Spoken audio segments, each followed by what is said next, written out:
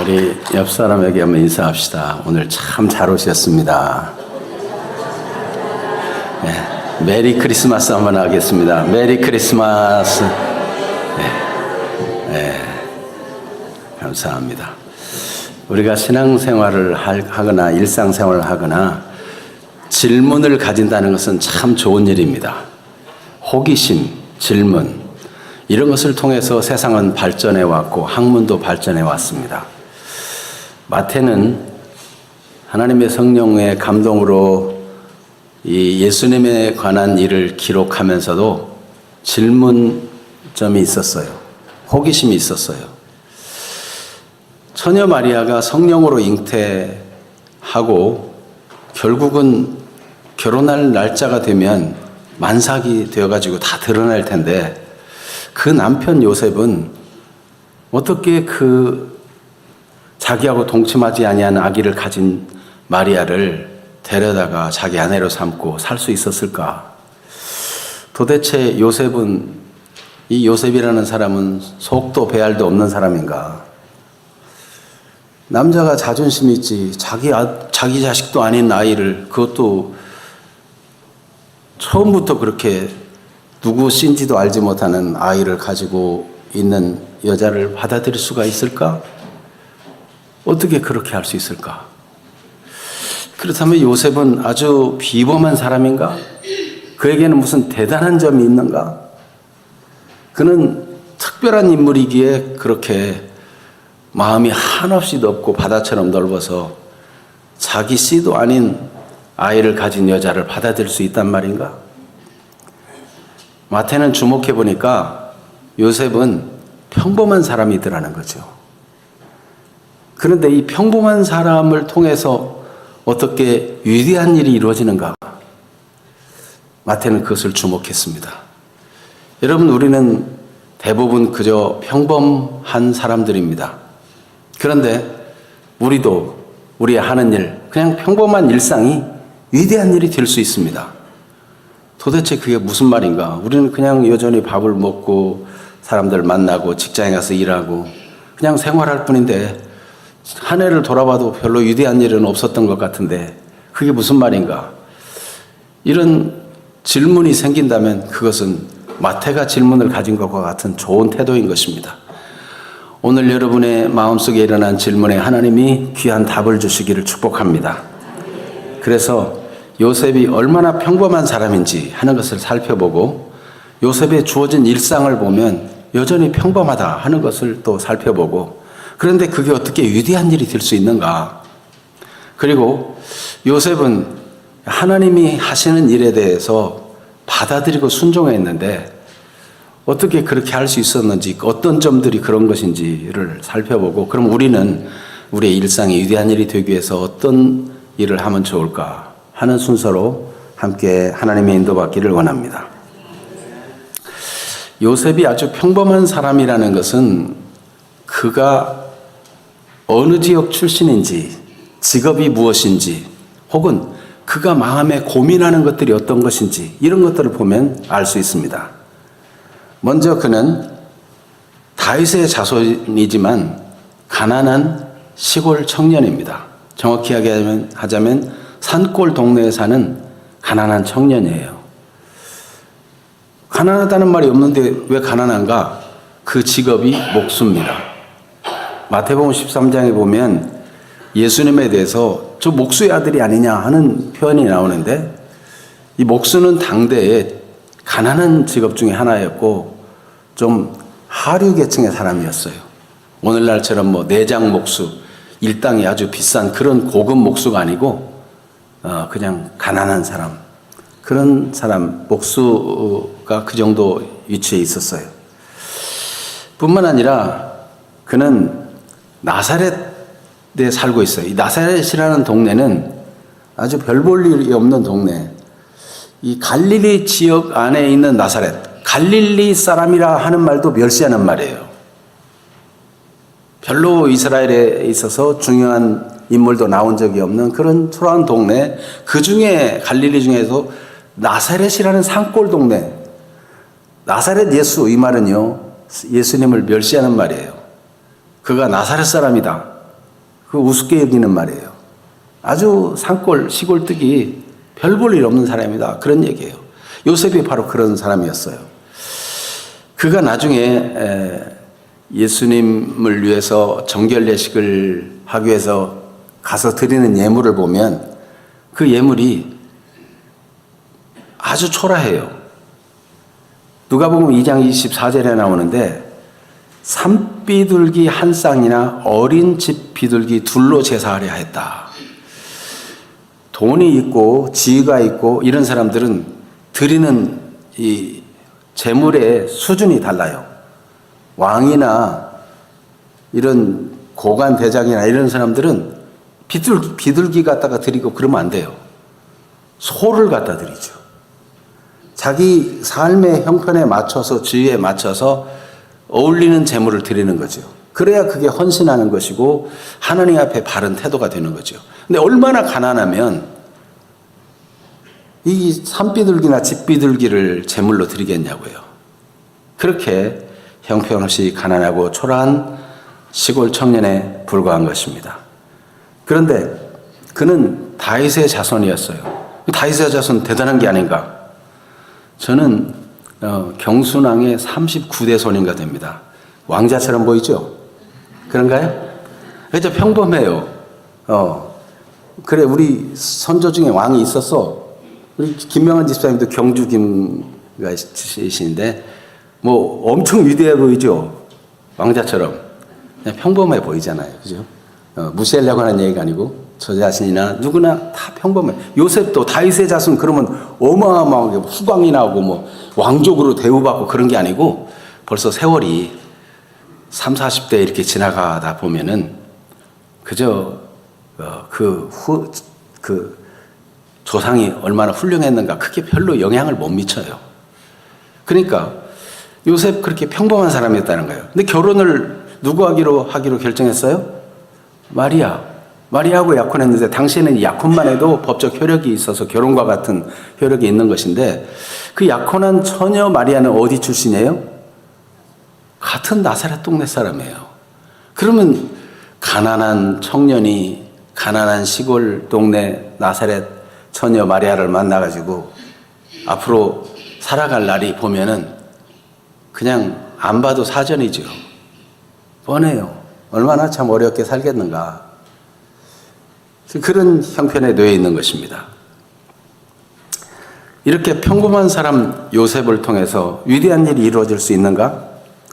특별히 요셉은 마리아가 성령으로 잉태해가지고 아기를 가졌는데 이것이 이제 요셉에게는 어떻게 해서 아이를 가졌는지가 알 수가 없는 일이죠. 또 마리아도 그 쉽게 내가 어떻게 해서 아이를 갖게 됐다.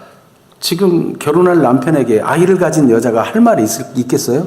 무슨 말로 설명을 하겠어요? 인류 역사에 초기적적으로, 초자연적으로 여자가 남자 없이 혼자 아이를 가졌다. 이게 설명이 되겠냐고요.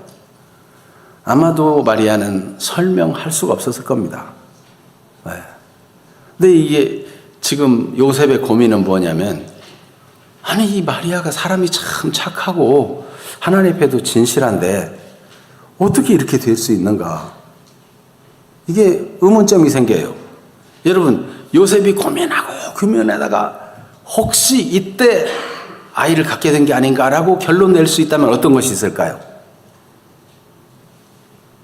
한 동네에서 뭐 자주 만나는 사이인데 누가복음 2장에 보면 3개월 동안 어디 갔다 온 적이 있어요. 어디 갔다 왔어요? 그 친척 집에 가겠다고 저 유대 산지 이 구글로 한번 찾아봤어요. 찾아봤더니 오늘날 차로 이동해도 1시간 반쯤이나 가야 될 것이고 걸어서 간다면은 하루하고 10시간인가 이렇게 되는 먼 거리예요. 이 나사렛 동네보다 저 베들레헴이나 예루살렘이나 이유대는 더 높은 산지예요. 무슨 일인지 모르지만은 갑자기 친척집에 좀 다녀오겠다고 가더니 3개월이나 있다 왔어요. 근데 갔다 와서는 보니까 얼굴이 더 환해지고 막 은혜 충만해지고 말하는 것마다 은혜롭고 평상시도 이 약혼한 요셉과 정말 마음이 통하고 다정다감하고 공감도 잘해주고 야 정말 내가 좋은 여자를 만났구나. 하나님이 짝지어준 이 여인은 정말 보배롭다고 생각했는데 이게 웬일인가. 문제가 있었다면 그 3개월인데 그때 가서 무슨 그렇게 부정을 저지를 여인이 아니고, 그리고 갔다 와가지고 안색이 이상하고 또 뭔가 죄책감 때문에 그늘이 있고 이런 게 아니고 그 마음에 찬송이 나오고 대화를 해보면 정말 은혜롭고, 여러분 사람이 이렇게 대화를 해보면 그 진심이 묻어나오잖아요. 말 하나하나에 뭔가 뒤에 거리끼고 숨기고 있고 이러면 뭔가 이렇게 아닐 텐데 아무 거리낌이 없고 그렇게 평안하고 좋은데 도대체 어디서 아이를 잉태 온 것인가? 마리아가 그렇게 연극을 잘하는 여잔가? 아닌데. 이 요셉은 그래서 고민합니다. 그 고민과 갈등을 보면 여전히 평범한 사람이라는 걸 알 수 있어요. 자기가 동거하지도 않는 아기를 가졌는데 그냥 결혼하자 그리고 데려올 수 있다면 그 진짜 이상한 특별한 사람이겠지만 이 요셉은 너무 고민해요. 그래서 20절을 보면 이 일을 생각할 때 그랬어요. 그리고 19절에 보면 드러내지 않고 가만히 끊고자 마음속에 결심을 했어요. 아무리 여자가 좋고 마음 통하고 그렇지만, 정도 들었고 그렇지만, 그래도 내 아이가 아닌 아이를 가졌다. 부정을 저지르지 않고야 어떻게 이럴 수 있는가? 그러니 끊어야 되겠다. 그런데 사실은요, 약혼하고 결혼까지의 그 기간에 부정한 일이 있으면 드러나도록 1년 동안은 동거하지 않는 법이거든요, 당시에. 그런데 그 안에 드러나면 무슨 일이 생기느냐? 다들 일상적으로 하는 일은 뭐냐면은 그런 여자는 만천하에 공개해가지고 그 집안도 망신을 당하게 만들고 율법에 의해서 돌로 쳐 죽이는 그런 형벌을 하는 때예요. 그런데 이 요셉은 가만히 이혼 증서를 써가지고 조용하게 여기 비밀스럽게 끊고자 했어요. 가만히 끊고자 했다. 이 가만히는 비밀스럽게 하는 그런 해석이 될 수 있는 단어를 썼어요. 비밀스럽게. 막 창피 주고 막 망신 주고 이러지 않고 조용히. 그런 거 보면 여전히 이 마리아에 대한 미련이 있고 사랑이 있는 것을 알 수 있어요. 그러면 이제 결정했으면 결혼 날짜가 되기 전에 빨리 이혼을 끝내야 되잖아요. 그런데도 이 남자가 얼마나 평범한 남자냐. 마음에 그렇게 결심을 했으면서도 여전히 갈등하고 있는 모습. 그것이 바로 20절입니다. 이 일을 생각할 때. 성경에 여기 단순히 이 일을 이렇게 표현되어 있지만 이 일이라는 단어가 원어에 보면 복수로 되어 있어요. 그러니까 이 일들에 대해서 자꾸만 고민하고 생각을 했다는 거예요. 이 마리아와 요셉과의 관계, 이 여러 가지 일들을 자꾸 고민하는 거예요. 아니, 부정을 저지른 여자, 뭐 생각할 게 뭐 있어? 창피 망신 주고 돌로 쳐 죽여야지. 그래도 속이 안 풀려. 막 이렇게 나와야 될 텐데, 이 요셉은 이건 아닌 것 같은데, 그래도 무슨 사정이 있는 걸까? 어떻게 해야 되지? 그만 끊어야 되겠다고 생각하면서도 계속 고민하고 번민하는 이런 모습은 평범한 착한 한 청년, 신실한 믿음의 사람인 것을 볼 수 있습니다. 그런 그에게 어떻게 이 자기하고 동거하기 전에 임신한 여인을 데려올 수 있었을까? 이 일에 대해서 마태는 충격적인 단어를 쓰고 있습니다. 자, 20절을 읽어봅니다. 20절 시작. 이 일을 생각할 때 주의 사자가 현몽하여 이르되 다윗의 자손 요셉아 내 아내 마리아 데려오기를 무서워하지 말라. 그에게 잉태된 자는 성령으로 된 것이라. 우리말에 번역이 안 되는 단어가 있는데 이 사람들의 생각을 확 전환시켜 줄 때, 집중하게 만들 때 보라라는 단어를 써요. 이 일을 생각할 때 보라. 주의 사자가 꿈속에 나타나가지고 꿈꾸는 동안 하신 이런 말씀들을 보라. 이렇게 마태는 기록한 거예요. 이런 중요한 단어는 안 빠뜨렸으면 참 좋았을 텐데. 네. 그래서 성경 다른 번역본도 살펴보는 것도 좋은 일입니다. 이건 정말 주목할 일이에요. 이건 정말 핵심적인 일이에요. 그냥 단순히 이 요셉이 착해서가 아니고 요셉은 결정적으로 조금 울립니다. 소리가. 예. 결정적으로 이렇게 바뀌게 된 전환점을 얘기해 주고 있어요. 그런데 그것도 주의 사자를 통해서, 주의 천사를 통해서 하나님이 이렇게 하라고 지시한 일은 다른 사람 보기에 대단한 일이 아니고 평범한 일이었어요.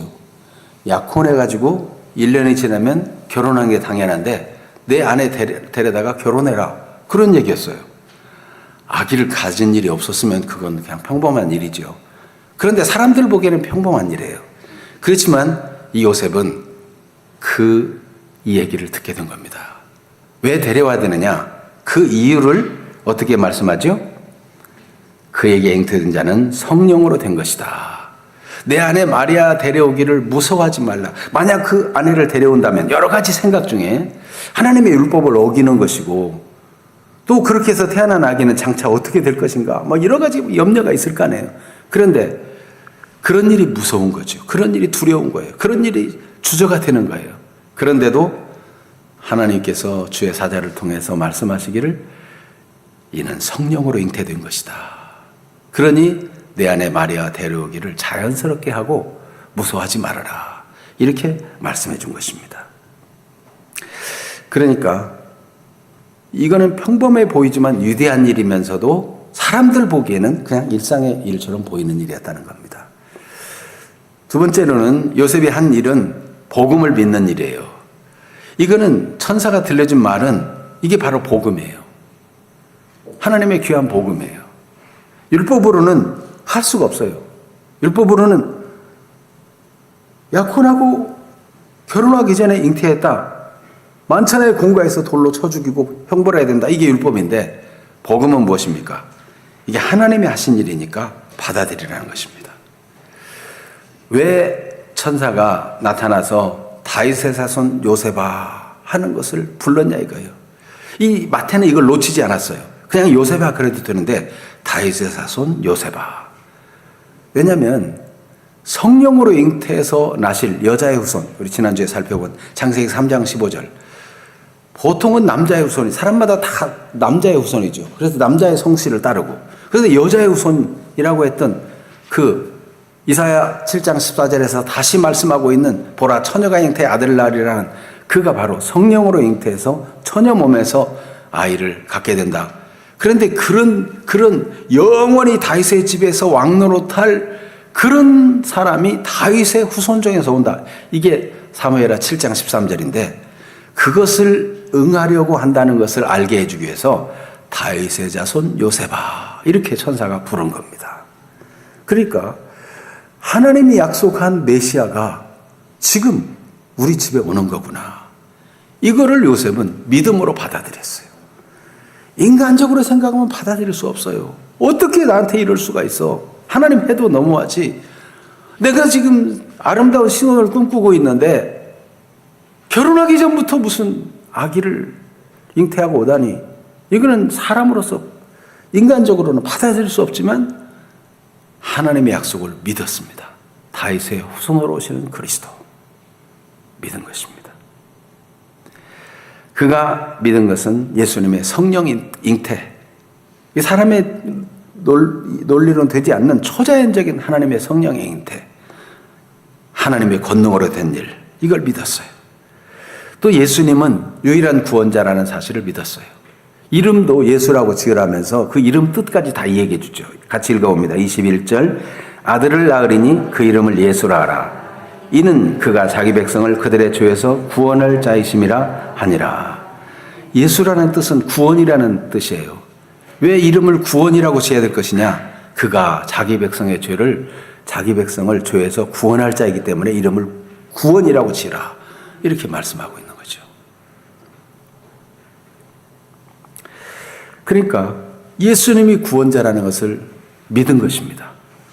이런 복음을 믿는 믿음이 아니면 다른 사람들에게는 보기에는 평범한 일이지만 요셉에게는 엄청난 일인 아내를 데려와서 결혼하는 일을 한 것입니다. 그 이후에 이렇게 복음을 믿은 요셉에게 모든 일상은 다 위대한 일이 되었습니다. 얼마나 위대한 일이 되었는지 한번 따라가 보기를 원합니다. 그가 자기가 낳은 아들이 아니지만 아버지의 역할을 했어요.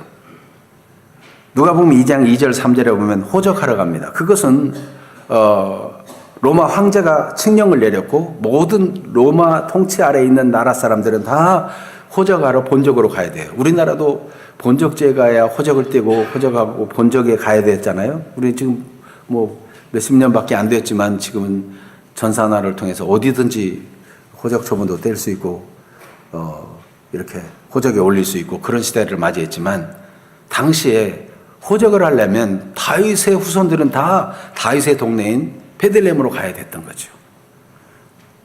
그래서 그가 일상 그냥 그 나라의 규례에 따라서 호적하러 거기 간 그 일이 위대한 일이 되었어요.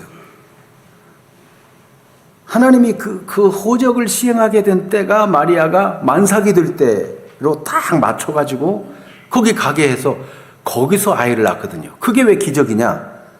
다윗의 후손은 이제 다음 주에 보겠는데 베들레헴에서 태어나야 된다는 하나님의 예언이 있어요.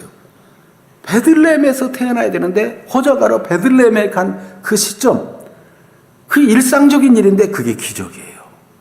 하나님의 말씀이 이루어지는 위대한 일이 이루어진 거예요. 당연히 법을 따라서 호적하러 갔는데 말이죠. 여러분, 복음을 믿으면 모든 일상이 기적이 되는 것입니다. 누가복음 2장 21절 22절에 보면 난지 8일 만에 남자아이는 다 할례를 행하고 또 성전에 가서 정결 예식을 합니다. 그렇게 하러 갔어요.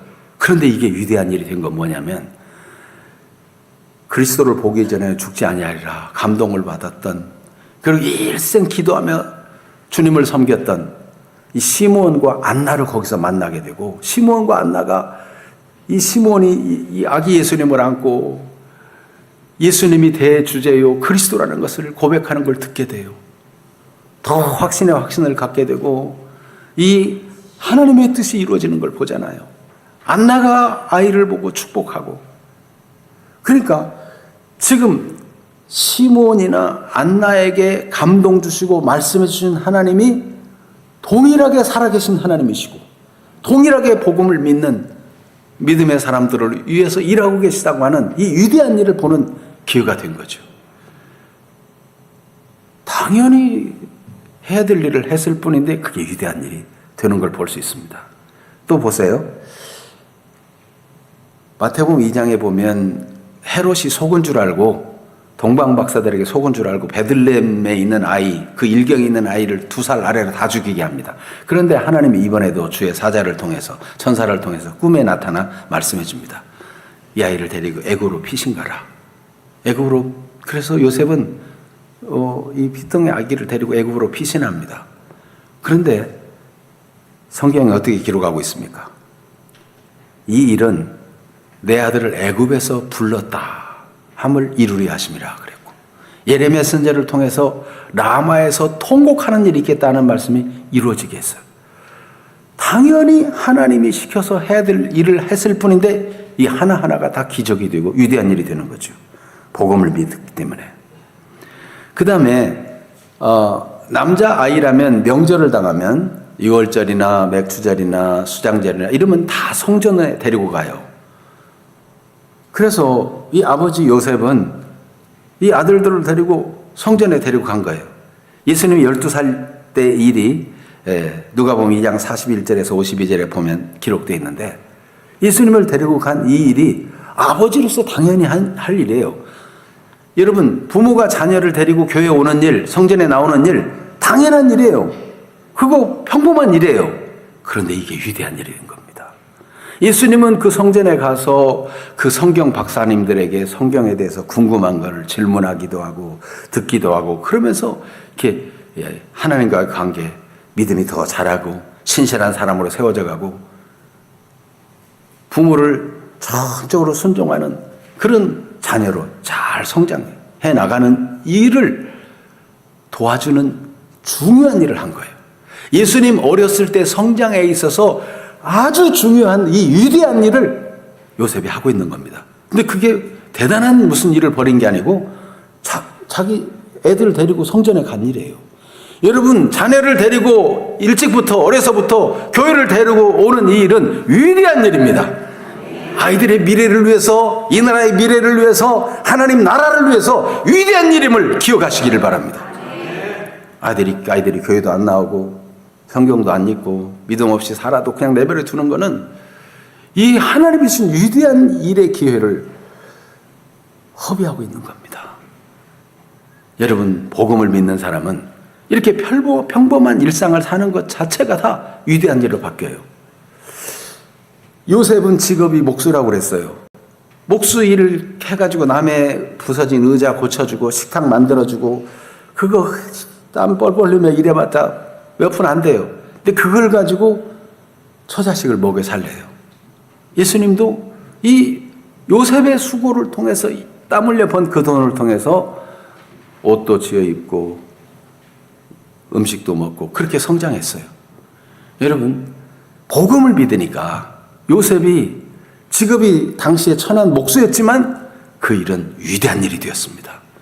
여러분, 복음을 믿고 사는 주의 사랑하는 성도 여러분, 여러분의 모든 일상이 위대한 일이 되고 가치 있는 일이 된다는 희망을 여기서 발견할 수 있으면 좋겠습니다. 복음을 믿는 자에게는 모든 일이 위대한 일이 되는 거예요. 그 요셉의 순종을 한번 살펴보자면은 그는 자기에게 맡겨진 일에 대해서 순종합니다. 도대체 순종이란 무엇인가? 그의 순종을 보면 생각할 수 있는데 그의 순종은요, 19절과 대조해서 한번 읽어보겠는데요. 19절을 먼저 읽어봅니다. 그의 남편 요셉은 의로운 사람이라 그를 드러내지 아니하고 가만히 끊고자 하여. 마리아가 요셉 잉태한 이 일을 드러내지 않고 가만히 끊고자 이미 결심을 했어요. 그런데 어떻게 합니까? 24절 같이 볼까요? 요셉이 잠에서 깨어 일어나 주의 사자의 분부대로 행하여 그의 아내를 데려왔다 그랬어요. 지금 성령으로 잉태하고 죄에서 구원할 자로 이름을 예수라고 지으라고 하는 이 모든 일은 이미 주께서 선지자로 하신 말씀을 이루려고 하는 일이다. 그리고 이미 이사야 선지자가 이사야 7장 14절에 보라 처녀가 잉태해 아들을 낳을 것이요 그 이름을 임마누엘이라 하셨으니 이 임마누엘의 이름의 뜻을 번역하면은 하나님이 우리와 함께 계시다 함이라. 하나님이 우리와 함께 계시기 위해서 처녀 몸에 아기를 보내는데 지금 내가 데려올 그 마리아는 어떤 부정한 여인이 아니고 네가 느끼는 대로 네가 경험한 대로 정말 신실한 여인이고 모든 여인보다 순결한 여인이고 정말 하나님을 경외하는 올바른 여인이다. 이거를 믿고 데려와라. 이 말을 듣고 자기가 상상할 수 없고 생각할 수 없고 자기 지식이나 경험으로서는 도무지 납득이 안 되던 어떻게 처녀가 아이를 가질 수 있겠는가 하는 거를 한 번에 바꿔버렸어요. 하나님의 말씀대로 생각을 바꾸고 하나님 말씀대로 살기 시작한 거예요. 여러분, 우리가 성경을 알지 못하면 많은 생각이 자기 욕심이나 자기 이기심이나 자기중심적인 사고로 왜곡된 일이 많습니다. 그런데 하나님이 말씀을 통해서 그 왜곡된 일, 하나님이 위대한 역사를 이루려고 불러주셨는데도 여전히 정욕적이고 세속적이고 육신의 정욕과 안목의 정욕과 이생의 자랑을 따라 계속 살아간다면 여러분, 하나님이 계획한 위대한 역사가 나타날 수 없어서 그걸 버리고 죄를 버리고 헛된 욕망을 버리고 주의 말씀을 따라 살라고 말씀하실 때 요셉처럼 우리는 그 모든 생각이나 계획들을 버리고 말씀을 따를 수 있어야 합니다. 그게 위대한 일이 되는 거예요. 요셉이 그렇게 한 겁니다. 여러분, 자기 중심적인 생각을 버리고 하나님 말씀을 따르는 것, 이것이 진정한 순종인 것입니다. 요셉은 하나님의 말씀을 진지하게 자신의 삶에 적용합니다. 그냥 말씀을 듣고 만 것이 아니라 자기 삶에 이 하나님 말씀을 얼마나 진지하게 적용했는지 그것을 우리가 24절에서 볼 수 있습니다. 24절을 같이 읽겠습니다. 요셉이 잠에서 깨어 일어나 주의 사자의 분부대로 행하여 그의 아내를 데려왔다. 이게 무슨 그렇게 진지한 일인가? 25절을 보면 분명해집니다. 같이 읽어봐요. 아들을 낳기까지 동침하지 아니하더니 나음의 이름을 예수라 하니라. 이것이 진지하다는 뜻은 뭐냐면 아들을 낳기까지 동침하지 아니했다. 여러분 뭐 결혼한 분도 있고 결혼 안 한 분도 있지만 남녀가 결혼해서 아기가 잉태했을 때 얼마나 기쁩니까? 자식을 가졌다. 기뻐요. 기쁘지만 그때부터 남편은 아이를 낳기까지 동침하지 않습니까? 여러분 어떠세요? 아이를 가진 거 아니까 이제는 동침하지 않아야 되겠다. 그렇습니까? 나만 이상한 사람인가요? 아이를 가져도 남자들은 잉태한 거 알아도 동침을 합니다. 그런데 이 요셉은 어떻게 해요? 잉태한 걸 아니까 아이를 낳기까지 동침하지 않아요. 아, 이가 하나님의 거룩한 그리스도구나. 하나님이 온 인류를 구원할 구주를 보내셨구나. 이 태가 얼마나 복된가. 이 아이를 낳기까지는 내가 보존해주고 지켜줘야 되겠다. 얼마나 하나님 앞에 진지합니까? 여러분, 우리가 하나님 말씀을 순종한다고 할 때 형식적으로 할 것이냐, 정말 진지하게 진심을 담아서 할 것이냐, 이것은 우리의 몫입니다. 누가 강요할 수 없어요. 11조 뭐 이런 것도 말이에요. 하나님의 명령이니까, 하나님의 약속이니까 그 말씀을 따라 한다 그럴 때도 사람마다 다 생각이 다를 거예요. 그런데 저는 여러분에게 그렇게 권한 적이 있어요. 우리가 몰랐을 때 혹은 어렸을 때 뭐 그런 때 진짜는 우리의 전 삶을 통해서 하나님이 우리의 주인인 걸 인정하면서 매번 11조를 드려야 되는데 그렇지 못할 때가 있었지 않겠는가. 그러니까 나눠가지고 그 액수보다 조금 더 드리는 거가 결국은 내가 몰랐을 때 허투루 지냈을 때를 다 상쇄할 수 있는 게 아니겠는가. 어떤 분은 너무 정확하게 막 몇십 원까지 몇 백 원까지 뭐 이렇게 내는 분이 있어요. 하여튼 정확하게 하는 건 잘못했다는 뜻이 아니에요. 어떤 분은 또 세금을 정산한 후에 것으로 11조를 해야 되느냐, 세금을 정산하기 이전의 것으로 해야 될 것이냐, 뭐 이런 고민을 하는 분도 있어요. 지금 11조를 얘기하는 게 아니고 우리가 하나님 말씀을, 모든 말씀을 적용할 때 얼마나 진정성 있게 진지하게 검토해보고 우리 삶을 사느냐 하는 얘기를 하고 있는 겁니다. 자, 우리가 주일을 성수한다 그러면 주일을 어떻게 하는 것이 주일을 성수하는 것인가?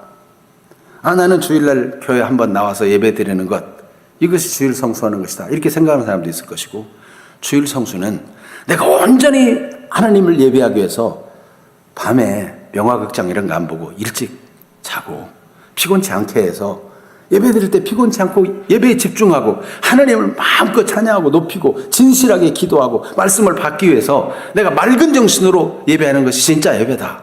그래서 자기의 삶을 주일 전부터 구별해가지고 좀 일찍 자고 피곤하지 않게 만들고, 이런 것들은 굉장히 진정성이 있는 거죠. 저는 앞에서 이 예배 인도자로서 찬송을 하다가도 여러분 얼굴 보고 이러다가 찬송 가사를 잃어버리거나 찬송 가사 내용대로 집중해서 찬송하지 못할 때가 많아요. 그래서 자꾸만 의식적으로라도 이 찬송 가사대로 하나님을 찬양하고 높이려고 애를 씁니다. 그런데도 불구하고 집중력이 흐트러질 때가 많아요. 여러분은 어떻습니까? 우리가 하나님을 찬송할 때도 그냥 아는 찬송이라고 습관적으로 그냥 부르고 마는가, 아니면 그 찬송의 가사를 음미하면서 진지하게 하나님을 예배하고자 하는 그런 열망을 가지고 하나님을 찬양하는가, 이런 부분에 대해서 우리는 우리 신앙의 구체적인 면들을 진지하게 생각해 볼 필요가 있을 것입니다. 요셉의 순종은 이렇게 하나님 앞에 진지한 것입니다. 하나님께서는 우리가 마음을 다하고 뜻을 다하고 성품을 다하고 우리 힘을 다해서 하나님을 사랑하고 섬기라고 그랬어요. 우리 이웃 사랑에 대해서도 그와 같이 우리 자신의 몸을 사랑하는 것처럼 사랑하고, 그리스도께서 우리를 사랑한 것처럼 우리도 사랑하고 진지하게 진정성 있게. 네. 어떤 분은 이렇게 선물을 주는데 자 이거 하고 던지는 그런 사람을 경험했다고 하는 얘기를 들었는데, 인격적으로 같은 선물을 줘도 정말 진지하게 따뜻한 마음으로 정성으로 그렇게 할 수 있는 거 아니겠습니까? 우리가 정말 하나님의 복음을 믿는다면 우리의 일상이 다 정말 진정성 있는 신실한 삶으로 바뀌어지게 될 것입니다. 요셉이 그랬어요. 그는 하나님을 경외하기 때문에 하나님이 말씀하신 것에 대해서 전적으로 순종하고자 합니다. 순종은 일부를 순종했다고 순종이 아니고 전적으로 순종하는 것이야말로 순종입니다. 요셉은 아내를 데려왔어요. 그러면 됐지. 꼭 아이를 낳기까지 꼭 동침하지 않아야 돼? 그거 규정한 게 없어요. 그리고 아내가 아이를 낳기까지 그래도 동침 않고 잘 지켜줬으니까 첫 아들인데 이름은 좀 내 마음대로 짓고 싶다, 이런 마음도 있을 수 있어요. 저도 아들의 이름을 어진이 한길은 내 마음대로 내가 감동되는 대로 기도하다가 정했어요. 근데 셋째 드름이는 아내가 자기가 이름을 짓겠다는 거예요. 왜 그런가 물어봤더니 하나님이 꿈에 이름을 준 게 있다고. 여러분, 지금 우리 가족에게 주목하라는 얘기가 아니고 요셉 얘기라고는 요셉. 우리가 하나님 앞에 살 때 다 순종하면서도 하나님, 그렇지만 이거 하나는 좀 내 마음대로 하면 안 될까요? 이런 게 있지 않느냐 이 말이죠. 순종은 전적으로 순종하는 것이야말로 온전한 순종인데, 하나님 우리가 온전한 순종하는 사람이 되기를 원하십니다. 아니 52주 계속 교회 나가면 나는 그러면 언제 가서 놀라고요. 하나님 매번 갈 테니까 그래도 1년에 몇 번은 좀 이해해 주세요. 그러고 싶은 마음은 없나요? 여러분, 지금 여러분에게 구체적으로 모든 면을 다 적용하도록 말씀드릴 수 없습니다. 그러나 여러분은 여러분의 삶을 말씀에 비춰 생각해 보면서 나는 정말 온전히 순종하고 있는가? 아니면 내가 이만큼까지 했는데 이 정도는 내 마음대로 좀 해도 되지 않나요? 하는 그런 부분이 없는가? 요셉은 온전히 순종해서 그 이름을 예수라 지으라 그랬더니 예수라 이름을 지었어요. 만약 요셉이 내가 혼전에 임신한 여자도 데려오고 출생할 때까지 동침도 안 하고 그랬으니까 이름은 내가 좀 평상시 생각하는 거 있는데 그렇게 지으면 안 됩니까? 하고 이름을 달리 지었으면 무슨 일이 생길까요? 온전히 순종한 이 일이 예수가 온 인류의 구주이며 하나님께로부터 온 것을 드러내게 하는 위대한 일이 된 거예요. 여러분, 하나님께 온전히 순종하면 순종할수록 하나님의 위대한 일은 저와 여러분을 통해서 나타나게 될 줄로 믿습니다. 자, 그렇다면 우리는 우리의 모든 일상이 위대한 일이 되기를 원하시는 하나님 앞에서 어떻게 살아야 되겠습니까? 우리도 일상이 하나님의 기적이 되도록 순종하는 삶을 살아야 되지 않겠습니까? 하나님, 우리가 어떤 특별한 위대한 일을 하라는 것이 아니고 일상 밥 먹고 직장 가고 생활하는 그 모든 일이 빛이 되기를 원하십니다. 하나님 말씀의 법 안에서 신앙 양심을 지키고 진실하고 공의롭고 정직하게 살아가면 하나님은 너희가 세상의 빛이라고 말씀합니다. 복음을 믿는 믿음 안에서 행하는 모든 일은 하나님이 빛이라고 말씀합니다. 그래서 이 빛은 산 위에 있는 동네가 숨겨지지 못하는 것처럼 세상의 빛으로 우리를 드러내서 우리를 보는 자가 하나님을 알게 되고 하나님께 영광 돌리는 일이 일어나기를 원하시는 것입니다. 우리가 택하신 족속의 왕 같은 제사장들이요 거룩한 나라요 그의 소유가 된 백성이라는 사실을 믿는 믿음으로 살아가면 우리를 어두운 데서 불러내어 그의 귀한 빛에 들어가게 하신 그분의 역사가 우리를 통해서 이 아름다운 덕이, 이 아름다운 복음의 역사가, 이 변화가 세상에 선포될 수 있다고 베드로전서 2장 9절은 말씀하고 있는 거예요.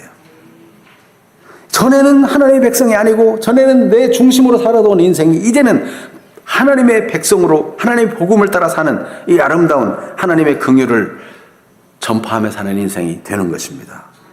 베드로전서 2장 9절 10절을 같이 읽어볼까요? 그러나 너희는 택하신 족속이요 왕같은 제사장들이요 거룩한 나라요 그의 소유가 된 백성이니 이는 너희를 어두운 데서 불러내어 그의 기이한 빛에 들어가게 하신 이의 아름다운 덕을 선포하게 하려 하심이라.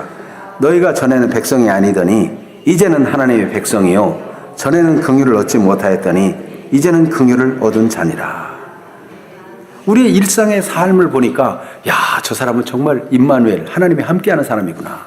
하나님 말씀을 순종하며 사는 그 비밀을 알지 못할 때는 사람들이 야, 저 사람 뭔가 평범한 것 같은데도 특이해. 뭔가 사람이 같이 좀 지내고 싶고 저 사람하고 같이 있으면 어쩐지 마음이 평안하고 뭔가 내 일을 같이 얘기하고 싶어. 이런 마음이 일어나는 이유가 뭘까 하는 질문을 가졌는데 저 사람이 전에는 하나님의 백성이 아니고 전에는 하나님 모르고 살더니 복음을 받아들이고 믿음으로 살면서부터 하나님의 은총을 입고 있구나. 이것이 드러나기를 하나님이 원하시는 것입니다. 일상의 순종. 일상의 복음을 믿고 누리며 이 복음을 전파하는 것은 특별한 일이 아니고 당연한 일입니다. 여러분 어느 집에 가서 음식을 먹고 맛있으면 그 집 맛있더라 말하게 돼 있잖아요. 우리가 누군가 이 복음을 듣고 전해준 일이 없으면 우리가 어떻게 믿었겠습니까? 우리가 듣고 믿게 되었기 때문에 누구든지 주의 이름을 부르기만 하면 구원받는데 우리도 듣고 믿었기 때문에 우리도 또한 아직 복음을 알지 못하는 사람에게 그들이 궁금해서 질문할 때 나는 하나님의 은혜를 입었어. 예수 믿으면 돼. 그래 염려하지 말고 염려는 하나님이 맡아주신다고 그랬으니까 하나님께 맡기고 예수 믿어봐. 교회 와봐. 이렇게 전하는 이게 우리가 좋아가지고 음식 먹고 맛있는 음식을 선전하라고 선전비를 받은 거 아니지만 자연스럽게 말하는 것처럼 우리가 믿은 예수님을 말하는 것, 이 일상이 위대한 일이 되는 것입니다. 그래서 로마서 10장 13절에서 15절 말씀 같이 읽어봅니다. 누구든지 주의 이름을 부르는 자는 구원을 받으리라. 그런즉 그들이 믿지 아니하는 일을 어찌 부르리요? 듣지도 못한 일을 어찌 믿으리요? 전파하는 자가 없이 어찌 들으리요? 보내심을 받지 아니하였으면 어찌 전파하리요? 기록된 바 아름답도다 좋은 소식을 전하는 자들의 발이여 함과 같으니라. 아멘. 여러분 평범한 사람에게 하나님은 위대한 일을 맡기셨는데 복음을 믿음으로 모든 일상이 위대한 일로 바뀌는 겁니다. 우리가 복음을 믿은 자라면 우리의 일상이 빛이 되고 하나님 영광이 되도록 그렇게 살아가는 일에 당당하시기를 바라고 세상은 그것을 알아주지 못할지라도 하나님이 주시는 평강을 가지고 힘있게 믿음으로 살아가고 이에 타산을 볼 때 어떤 때는 그렇게 하고 싶지 않다가도 하나님 말씀을 보고는 죄나 욕망은 단절하고 하나님의 뜻을 따라 사는 그런 결단을 할 수 있는 용기 있는 믿음의 사람. 그래서 평범한 일상까지도 다 하나님의 위대한 일로 쓰임받는 그런 주인공들이 되기를 축복합니다. 기도하겠습니다. 오늘 이 말씀을 생각하면서 우리가 하나님 앞에 드릴 말씀이 있지 않겠습니까? 하나님, 저의 일상을 다 위대하게 만들어주고 싶고 내 삶의 흔적이 다 복이 되게 하고 싶은 하나님의 귀한 뜻을 알았습니다. 내가 복음을 믿고 믿음으로 살겠습니다. 하나님 앞에 진지하게 기도하는 그런 사람들이 되기를 바랍니다. 아직 예수님을 구주로 믿지 아니했다면 진지하게 우리를 죄에서 구원하기로 정하시고 보내신 예수님을 내가 이제 구주로 믿겠다고 고백하는 기도도 하시기를 바라고 제가 따라서 하라고 안 해도 여러분 중심으로 진정성 있게 여러분 마음으로 이제부터는 내가 예수님 믿습니다. 이렇게 고백하면 말잘함 때문에 구원받는 게 아니고 진지하고 진실한 그 믿음, 그 고백 때문에 구원받는 것입니다. 그런 일이 오늘 있기를 바라고 진짜 믿는 사람이라면 온전하게 순종해서 위대한 하나님의 역사를 이루는 주인공이 되기를 기도하고 고백하는 시간이 되기를 바랍니다. 크게 하든 작게 하든 여러분 진정성 있게 기도하는 시간 되기를 바라는데 다 같이 기도 시작할 때 주여 하고 한번 외치고 기도하겠습니다. 주여! 살아계신